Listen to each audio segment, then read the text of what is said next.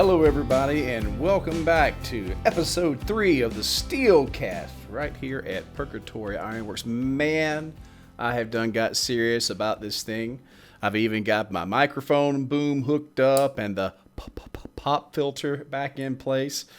So all that kind of OCD stuff. So let me explain how this normally works with us creepy artists, right?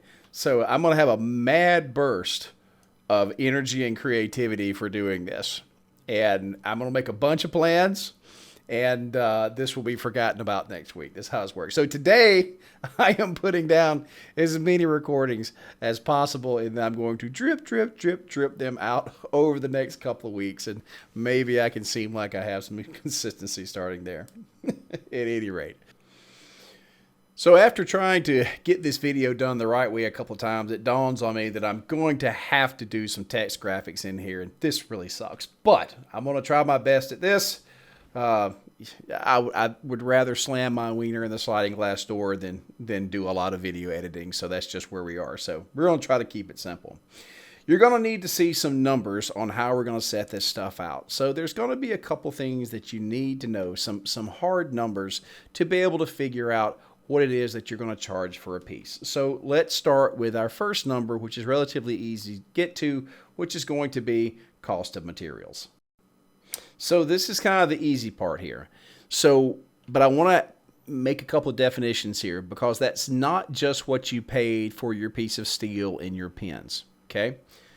You can't just account for what it actually costs you to buy the stuff.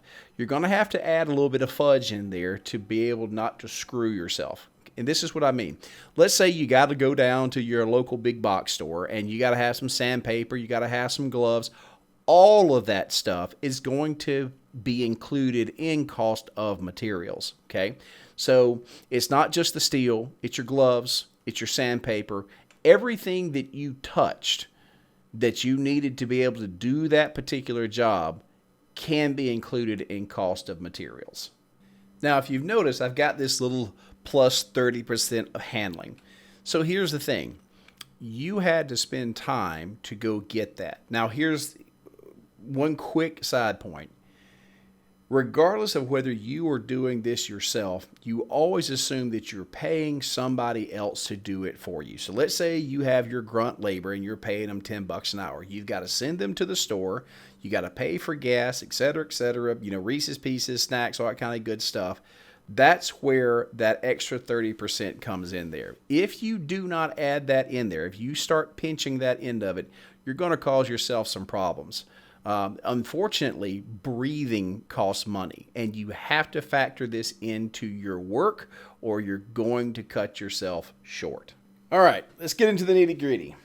So let's say that the time from lights on to lights off, the work you're actually doing is 8 hours. Now, let me save you all a little bit of trouble, because you're going to make $10 an hour. That's where you need to start. That is what you would be making if you're shaking a milkshake at McDonald's. So start at $10 an hour. So here's the math. Follow along.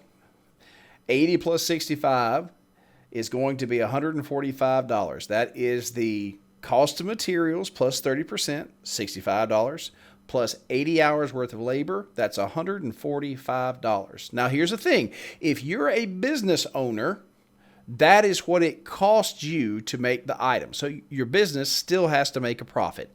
So we're going to say 30%. It's a healthy margin.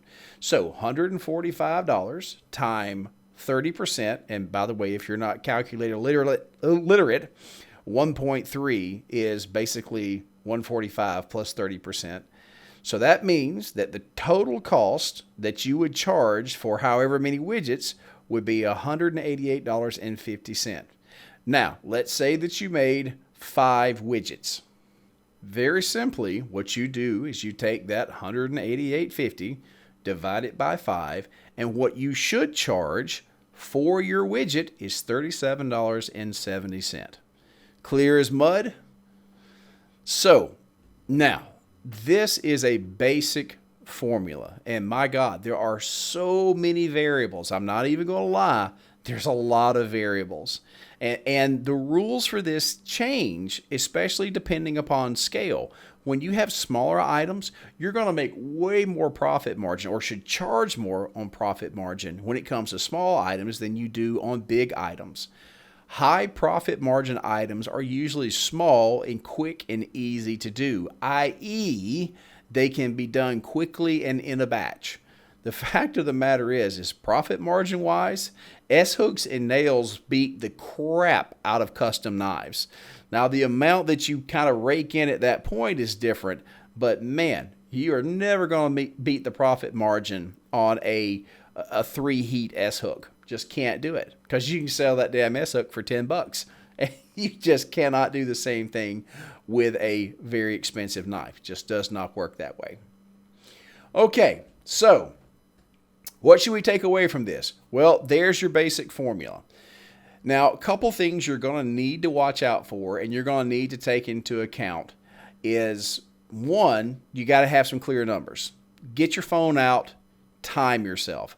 And I stress again, and this may just be me. This may have only been just me, but when I first started timing myself because I needed to know these numbers, I did not like those numbers. And I would purposely ignore those numbers because I didn't like what they were telling me, because they told me it was crap. Well, it was crap. And it took me a long time to be okay with that. And if you're going to be in business, if you're going to be a business owner, you're going to have to be okay with bad numbers when you start. Because what's going to happen is you're going to figure out your widgets, and you're suddenly going to realize that in order to meet that formula, you're going to have to charge $40 per nail. And you're going to go, well, that's stupid. That's impossible. Yes, you are correct.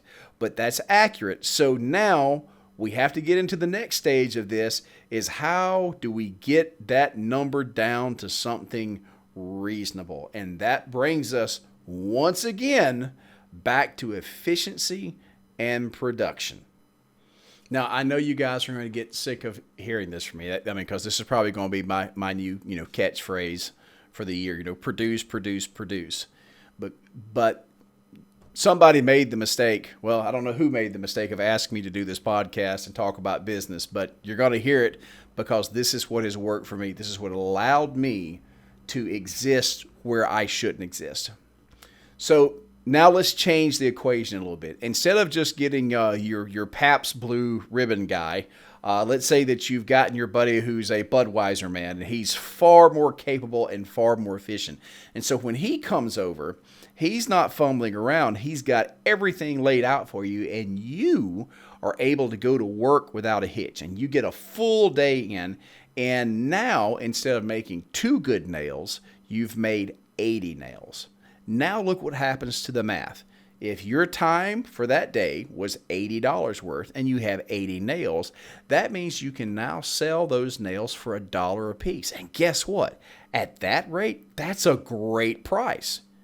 And that's when you go, well, look, actually $1 a nail is a little too low. So now we're going to make that $2 a nail.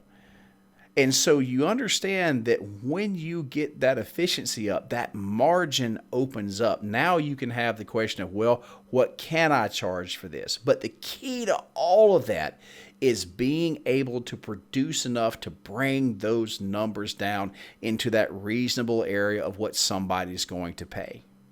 I mean, that's just, if you're making hardware, that's how it's going to work. And it works the same way with knives. Guys, this is, last year, I think we did right at, 1,500 knives is what we did last year, our base model, our production model. And when I say production model, we're still doing all of these by hand. The only thing we do on those guys is we have the blanks laser cut to save us that on that end of it. That's it. The grind, the pins, the handwork, the sheaths, we all do that by hand. And we're able to get a custom knife, an American-made custom knife with a sheath that is just fantastic for $150. And that's a damn near impossibility but we do them in batches of 90. We've streamlined our process, and so we make money at that end of it. So guys, that's really kind of the rant. there's you a good formula for being able to figure out what you should charge. If you guys have questions specifically, I'm always available to help you guys out. So if you've got a question that you need to ask, send me an email at info@purgatoryironworks.com. I'll be glad to answer it there, or just leave a comment down the bottom. I'll be glad to explain what I can. There is some arcaneness to figuring this stuff out, because you have to figure out, what's a guy going to pay versus what do you need to charge. And you have to pay attention to those numbers, because sometimes what you have to charge and what somebody's going to pay aren't going to match up. And then there's this really bad situation where you have to say to yourself, well, I can't make those, not and make money. Now, you can still make them for fun, but you have to be able to say, I cannot make these and make a living. And if you're in business, that's no problem. Actually, that's a terrible problem. Have you not listened to anything I said? That's completely against the entire thing that we're talking about. It is a huge problem if you are in business. Now, if you're a hobbyist, no sweat. If you've got the trust fund and you can afford it, man, go with God, vaya con Dios, no problem at all. But if you are like me, in the weeds doing this work, you better believe it matters what you can sell and what you can't sell. All right, guys. Well, I believe I'm actually getting out of this one early on, only 12 minutes in. So, as always, guys, thank you so much for joining me. Thank you for listening. There's a lot of math there. Math's hard, but I hope this gave you some idea of how to price your work. And guys, we'll be back next week. In the meantime, of course, if you have photographs of your work, I would be glad to feature them here in the little podcast. Again, questions, comments, all that kind of good stuff. I'm here for it. Make use of me while I have the attention span now, because it may be another couple of years. Guys, y'all be good. Thank you again for coming by.